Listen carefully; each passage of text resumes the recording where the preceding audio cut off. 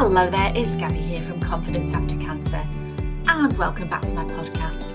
This week I'm thinking about beliefs that we hold about ourselves, maybe beliefs that we hold about the world around us. What can we do if we've got beliefs that are not really serving us? And I'm thinking about, well, where do our beliefs come from in the first place? What can you do if you want to change them? And how is it possible to do what you believe is right when other people are telling you they don't agree with your beliefs? What can we do about that? And who can help you if you really want to change what you believe, if you believe your beliefs are not serving you? So first of all, I want to think about where our beliefs come from in the first place. If you are like me in midlife, you may be holding on to beliefs that you've had for most of your life, and you may not even be aware of where they came from. For most of us, we, as small children, if you like, we are born into the world. And what we experience quite often as small children is through the eyes of people who care for us, the people who are looking after us. So it could be siblings, it could be parents, it could be teachers. And they often will pass on their beliefs to us. And that's great if they are helpful beliefs, if they are beliefs that, for me, anything is possible. If they are beliefs that you are as good as anybody else, those sorts of positive affirmations, those sorts of positive beliefs are beautiful things to be telling a child. But quite often, well-meaning people will share their beliefs with us that don't always serve us. As a small child, you may have heard, well, money doesn't grow on trees, or, oh, that's not for the likes of us, or we're just not lucky like other people are. And so sometimes over time, those beliefs almost become a reality.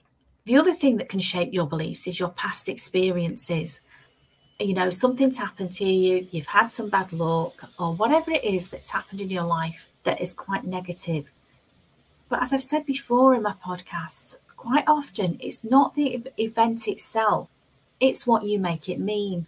For instance, if you are in a relationship and your partner leaves you or treats you badly, what does that mean? Does that mean you're not worthy? Does that mean you're not good enough? Quite often we make things mean something that they're not. We may be with a partner who doesn't deserve us. We may be with a partner who's got their own stuff going on and they need to work through that. Quite often I deal a lot with people who were not treated very well as children, and that's really sad. But it's in the past, but they are still carrying those experiences with them because they've made that treatment that they had as a child mean that there's something wrong with them. They made it mean that they've chosen, if you like, a belief that it means they're not good enough, they are not worthy. And so you can work on your beliefs, you can work on changing them. It's really interesting. I've heard this story several times, and I don't know if you have, about an athlete back in 1954, I think it was. And I've actually seen this guy speaking. He spoke at my son's graduation, and that was the wonderful Roger Bannister. And at that time in the 1950s in England, it was a widely held belief that was shared by quite a lot of people. I think it was shared by medical people as well, that it simply wasn't physically possible for a person to run a mile in 4 minutes. They just said, no, that's not possible. Nobody can do that. 4-minute mile, completely impossible. Roger Bannister, he broke through that myth, if you like, by actually doing a run of a mile in just under 4 minutes. And you know what? As soon as he did that, his record was very quickly broken. And over the next few years, dozens and dozens of people ran the same distance in less time than he did, because that belief that people had gone. That myth had been shattered.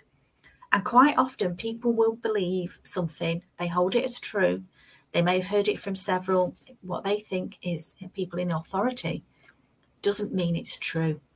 And that's interesting. And I think the lesson from that is, if you've got a belief that's holding you back and you know it's holding you back, maybe you believe you're not good enough. Maybe you believe that you're never going to have the life that you deserve. Maybe you think you're never going to achieve the goals that you want to achieve. Well, what can you do if you want to change your beliefs? If you know that your beliefs are not serving you well, what can you do? And I've talked about this before. And the first thing that you can do is to change your self-talk. If you are talking to yourself in a negative way that's reinforcing those beliefs that you're not good enough, that you're not worthy, that you're never going to have what you want, change that self-talk. Start changing the way you speak to yourself and talk to yourself as if you were your best friend. And that's what we should be talking to ourselves with. In that little voice, an encouraging voice, a voice of encouragement that's saying just because something hasn't worked in the past, that doesn't mean it's not going to work in the future. Just because you failed at something in the past, you've got a choice to make. If you failed at something, do you choose to do it again? Or do you choose to do something different? But you are in control. Don't go through life believing, as I see so many people, and there's no judgment here. I just find it really sad that some people believe that the world is a terrible, scary place, and that's how they live their lives. If you like, they live in a small life because they believe they just can't have anything more. But I truly believe, and I surround myself with people who inspire me. I know some of these people personally, and I know some of these people online. So I see these people that have achieved big goals, that have changed their lives, and I see that as inspiration. That helps me to think, if they can do it, maybe I can. The other thing you can do if you want to change a belief is, first of all, to decide very firmly that you are no longer going to hold that belief and you're going to do something about it. Now, it may be you need to work with a coach or a therapist or whatever, or a good friend. You might need to work with somebody, or like I say, somebody who inspires you, somebody who's achieved what you have. That is always helpful as well. The next thing you can do is look for what some people sometimes call as miracles. But basically, it's proof that challenges can be overcome. People do turn lives around from the most desperate circumstances. I listen to Mel Robbins a lot on her podcast, and she talks about an horrendous amount of debt she was in a few years ago. She lost her job. Her husband's business was going under. She was in serious debt, financial problems. She had to borrow money from family to feed her children. But she turned that around, and she's now got a 1 million selling podcast, and I'm sure she's very, very financially successful. But it's not just about money. It's about the fact that she turned her life around. And I get inspiration from that. I think if other people can change their lives from desperate circumstances, this podcast is Confidence After Cancer. And there's a lot of mind talk and a lot of self-belief in a cancer recovery as well. And I'm not saying you can think your way into recovery. If you've got, a terminal illness, just believing that you're going to get better may be part of what you need to do. It's not the whole story. There may be other things that you need to do, but belief is certainly a part of it. If you believe that you are going to get better, surely that's a better way to live your life than believing that actually it's all doom and gloom and there's nothing to be done for you. And I see that around me as well. You can choose to believe that, with the advance of technology, the advance of social media and the advance of AI everybody's talking about now. I'm hearing, this is a terrible time to be alive. The machines are going to take over the world. Billionaires are getting richer and richer and the poor are getting poorer. What an awful time. But I also see this as a time of massive opportunity. I see the internet as a massive enabler. I know so many people, even people like me who are not tech savvy, who are building businesses online. It can be done. So if other people can do it, why not you? So the next thing I'd come on to that you can do to help build your self-belief is to set some goals. Set your mind on what you really want to achieve, okay? And then once you've set those goals, whatever it is, obviously it's personal to you, think about who can help you. Who can help you achieve those goals? Look for inspiration, look for practical help, look for people who've got the skills that you need to help you. The other thing that you can do to reinforce your own self-belief is know that you are a person who acts with integrity. You do what you say you're going to do, and that reinforces your own self-belief. You're always going to have people who've got different opinions to you. That's just life, okay? It doesn't mean they're right and you're wrong or vice versa. People are different. But what you need to do to build your self-belief is build your self-trust. Know that you are somebody that you can rely on, okay? And part of that for me, and it may apply to you, is learning to set boundaries. It might involve learning to say no to people sometimes because actually you are a worthy person. You can rely on you. You are always there for yourself. So let's try and build on our own self-belief. And that will help you once you've done that work, maybe on setting boundaries, building your self-trust, setting your boundaries, doing what you believe is right, is getting really, really clear on who you are and what you are willing to do to achieve your goals. And the things you're not willing to do, again, it's very, very personal to you. But working on your own self-belief is working on your own self-love and your own self-care. And I know I bang on about this all the time, but I see so many people who are struggling, goodness me, with just self-acceptance, accepting yourself for the beautiful, flawed, talented, beautiful person that you are. We've all got flaws. We've all made mistakes. But do you know what? You can learn from those mistakes. Give yourself a break is my mantra, because I see it so many times. I see so many people being so harsh on themselves. And if that's you, I'm talking to you. And let's work on your self-belief, becoming the beautiful person you were meant to be. Okay. So self-love and self-talk, they are a start in building your belief. But the next thing is to really think about your goals.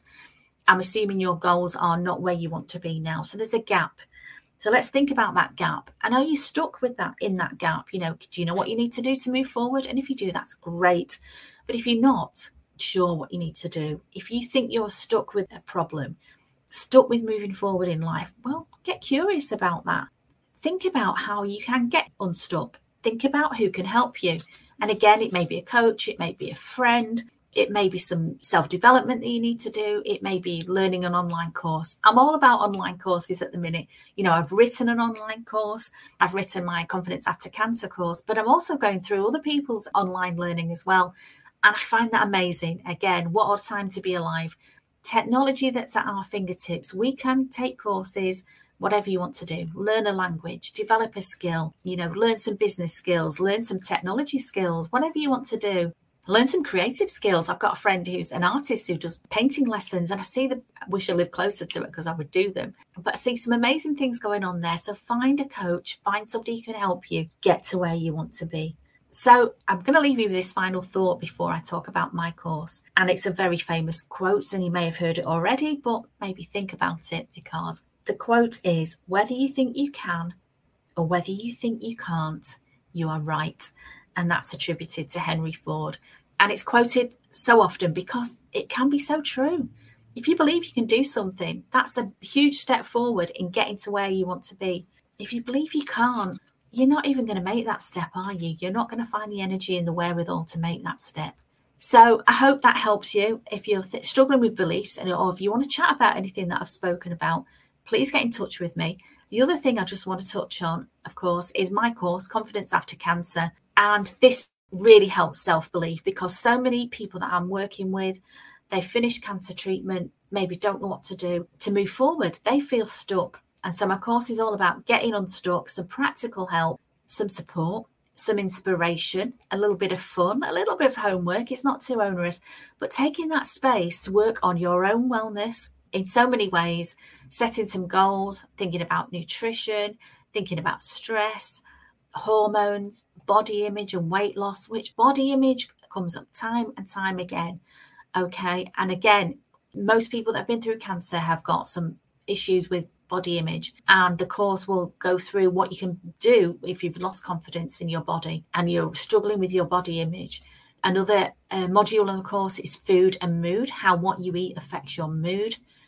Sleep and health is covered as well. Movement and active living, self-care, relationships, huge one. And then we're going to finish with happiness and how to plan your next chapter. So that's all encompassed in my Confidence After Cancer online course. So there's two ways of working with me, really. The main one is one-to-one coaching that I do, and I can do that online. I can do it on Zoom now, again, through the magic of technology. And my online course that you can just download and work through at your own pace, and you can reach out for support if you need it. So I'm here for you. I'm here for you if you want to make any changes in your life. I'm here to support you. I'm here to be your biggest cheerleader, because you really need to believe in yourself. And I hope this has inspired you, or maybe given you something to think about. Thank you so much for listening. It's always a pleasure to hear from you. Get in touch with me.